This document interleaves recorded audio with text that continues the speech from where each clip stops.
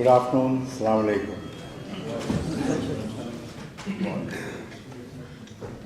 Dr. Frank Islam Sahab, Janab Manzoor Ghori Sahab, Janab Maqsood Qadri Sahab, Janab Sayyid Ali Rizvi Sahab,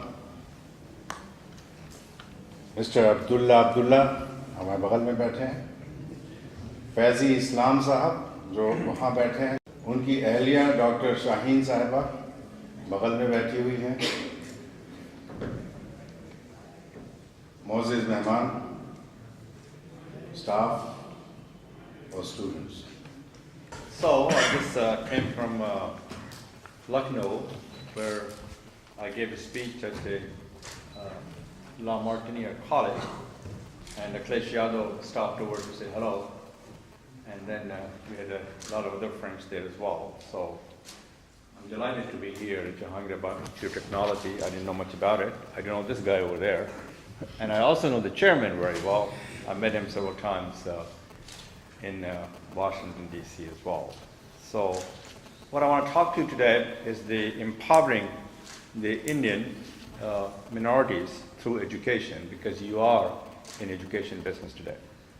So good afternoon, distinguished guests, Brigadier Ali, Chairman Gauri, members of the trustees, friends, ladies and gentlemen. And thank you, Ali, for that kind introduction. I know I can always count on you to give me a good introduction. He always does a good job, so thank you very much, Ali. And thank you for your warm welcome. I had an opportunity to take a tour of this wonderful place with the chairman and the Brigadier Ali, and I was pleased that how much you guys have done, and especially Chairman Gauri, when he bought the property to transform this place into an education empowerment zone. That's what that really is. And thank you very much, Chairman Gauri, for doing what you have done. And he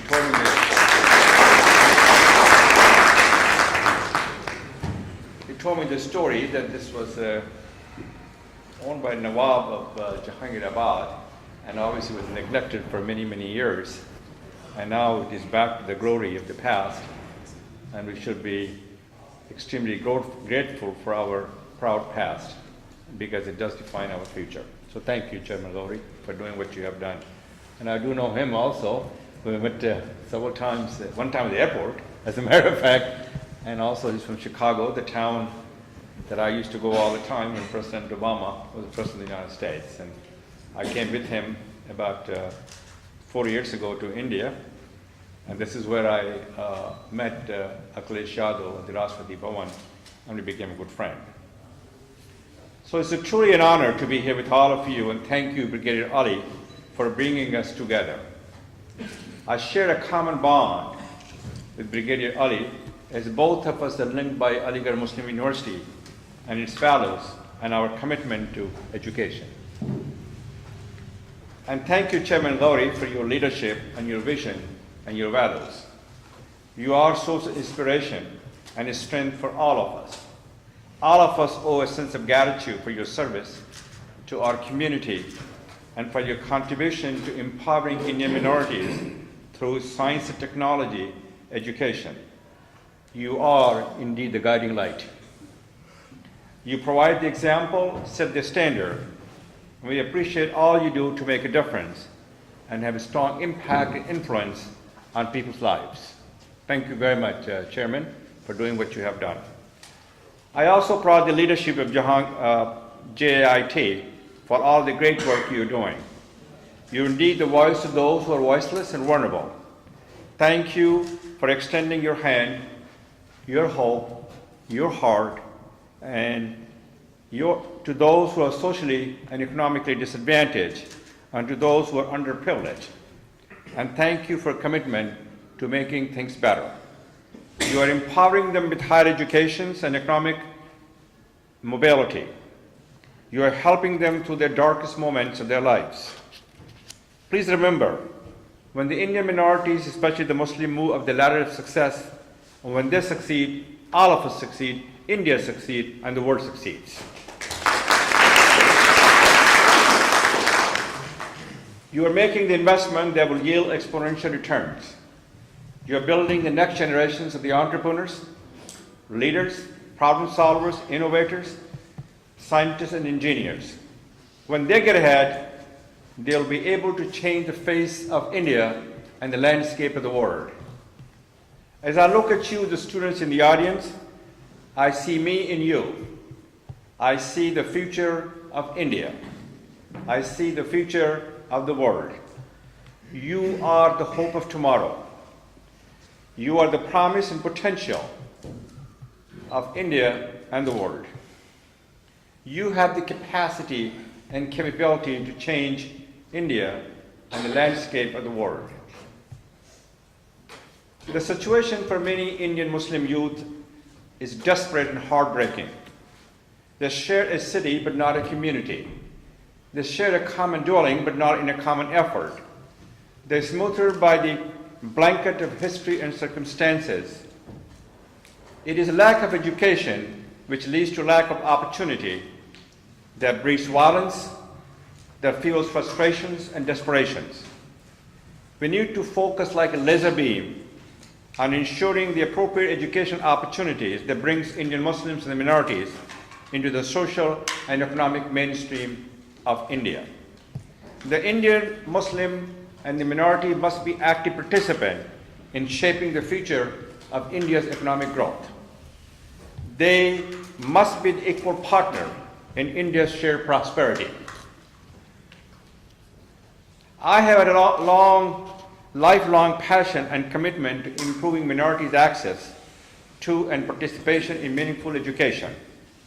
I want to make sure their voices are heard and they're not ignored. If you empower minorities, and especially the Muslims, through education, they're most likely to control their own destiny. This capacity to control is essential in a world that is tempest-tossed as ours is today, in which the demands and the stresses on these youth growing up are ever increasing.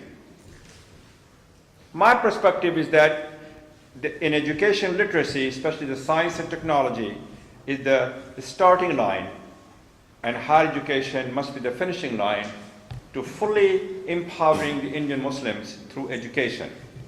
Their participation is pivotal for the future of India. For the individual Muslim, education itself is empowering.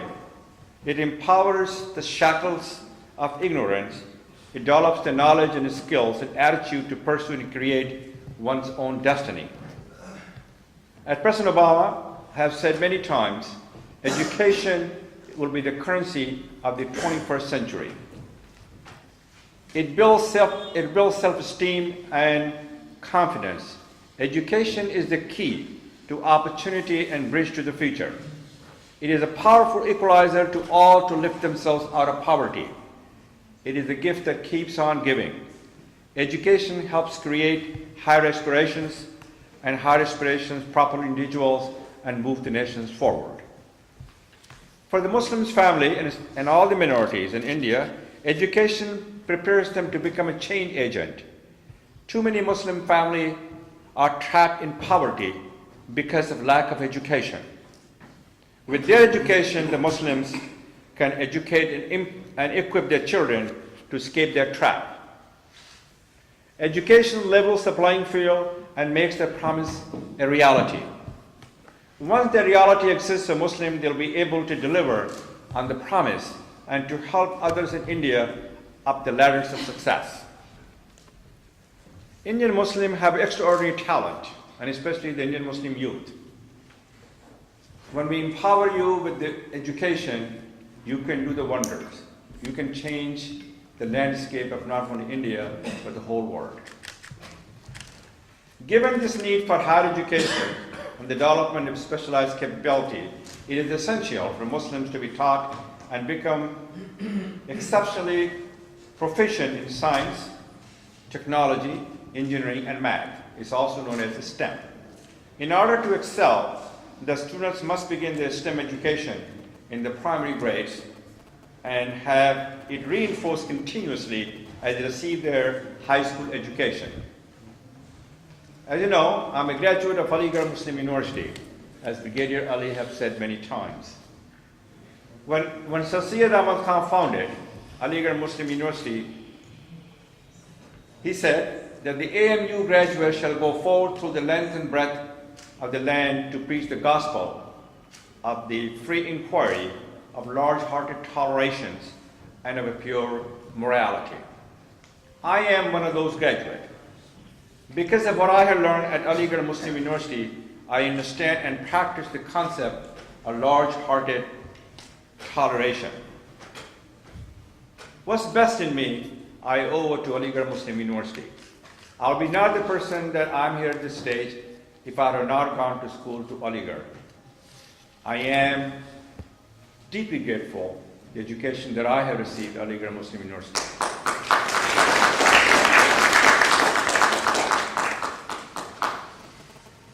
I'm confident that the graduates of this institution are learning what I have learned, and they are being empowered both educationally and spiritually. They will become the ambassadors and the role models for the India and the world. As I understand, all of you students are being groomed to be active citizens and to the leaders of our communities in India. This is especially important commitment in these days and age. You must be civically engaged. Finally, on my last visit to India, my wife Debbie and I dedicated the new management complex at Frank and Debbie Islaam Management Complex that we have financed at Aligarh Muslim University. In my comments at the dedication ceremony, I predicted, from this management complex will come the future leaders who will make India and the world a better place. Let me extend and change that prediction and apply it to this institution. From this institution shall come the educated, empowered students who will be in the forefront of empowering the others, who will then educate and empower others, and the cycle will never be broken.